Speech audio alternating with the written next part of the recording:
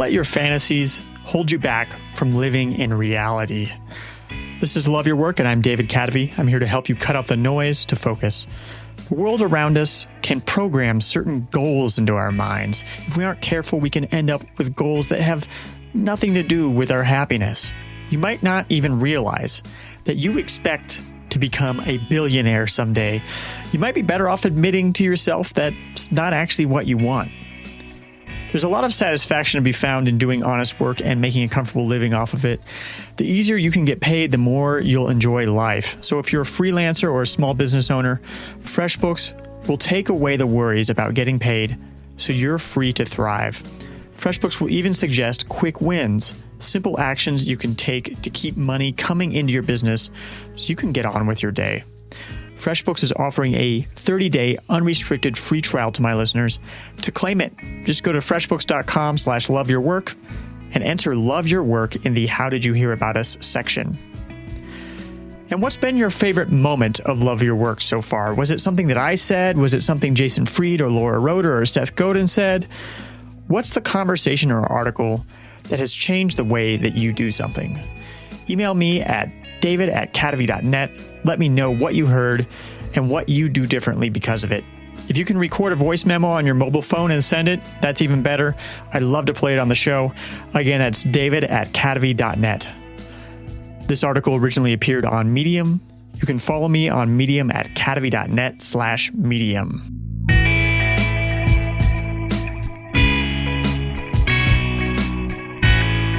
I'll never be a billionaire. As I was thinking about my life's goals, a statement popped into my brain. I'll never be a billionaire.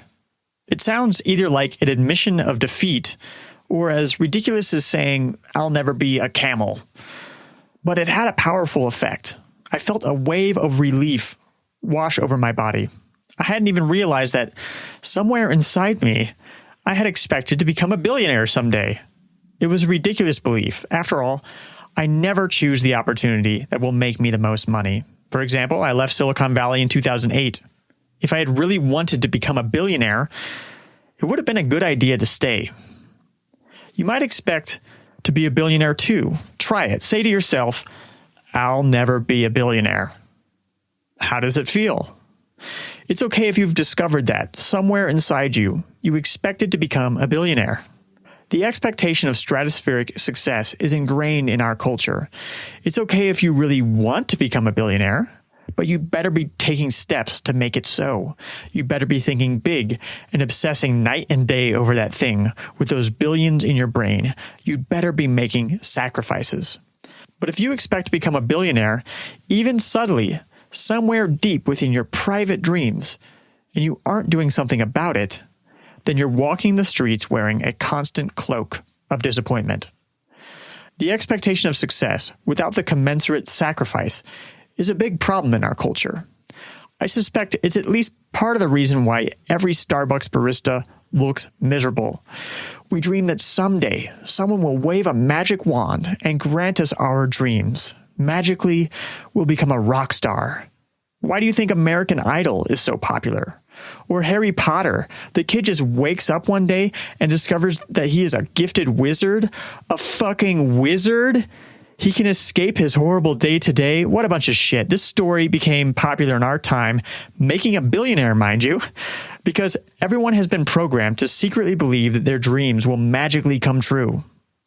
Dreams are great. They can be our guiding stars, but they can also be shackles. As soon as you reject the idea that you'll magically be granted stratospheric success, you can start to see your life and world for what it is. I posit this is a big reason why Americans put up with massive wealth inequality and a fragile social safety net. Deep down, we all believe we're going to become billionaires, or at least there's a chance. So try it. You might surprise yourself. You might believe that one day you'll be a billionaire. Just say to yourself, I'll never be a billionaire. It won't hurt and you won't suddenly transform into a tree frog. If you feel nothing, you're okay. If you say to yourself, yes, I will, that's great too. Just get back to work. If you feel a wave of freedom wash over your body, you've done yourself a favor. You'll see your day-to-day with newfound clarity.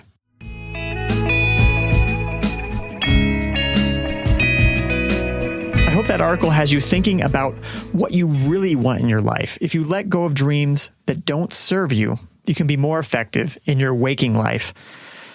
For more on breaking down your dreams to things you can do in reality, listen to Peter Bragiel on episode 63. He wanted his own travel show, so he grabbed a camera and started traveling. The dreams evolve. The dreams evolve as do we. We grow, and then like we have different aspirations. So I think it's awesome just like have any dream. It's like allow it to change. Like, not to be so stubborn. It's like, well, that has to be it. It's like it could take on a form, and as long as like you have that burning inside your heart to go in whatever direction that you did when that dream first came up, then I think you're fine. Again, Peter is on episode 63. Or listen to Laura Roeder on episode 9. She's CEO of Meet Edgar, a software as a service company she bootstrapped from an info product business. Because once you decide, you can see how it goes. This is the problem, right? If you're just thinking about doing a podcast for 4 years, in that whole 4 years, you're not able to improve the podcast. You're not able to see, what topics people like, or if it's going to do well, or if it's not. You don't know any of those things until you make it, until you launch it. And then you can make all those adjustments. So I've just seen how important it is to just put something out there, to just make it live, to do it. And then you can see how it goes. Again, Laura is on episode 9. And if you appreciate all the work that goes into making this show, you can help support it. One way is to subscribe, whether it's on Apple Podcasts or Overcast or wherever you get your podcasts. Just hit the subscribe button. Another is to rate the show. On Overcast, it's really easy. Just tap the star icon on this episode. On Apple Podcasts, just go to cadavy.net/Apple, click on write a review, and click on the star rating. And you don't even have to write a review. It just takes a couple of seconds. You can also join Love Your Work Premium.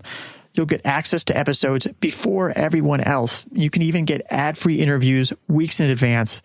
And you can get your name or business mentioned in the credits of the show. For details, go to cadavy.net/premium. That's cadavy.net/premium. This has been Love Your Work, and I'm David Cadavy. The theme music for the show is More Streets, performed by Spiderflower. Love Your Work is a production of Cadavy, Inc.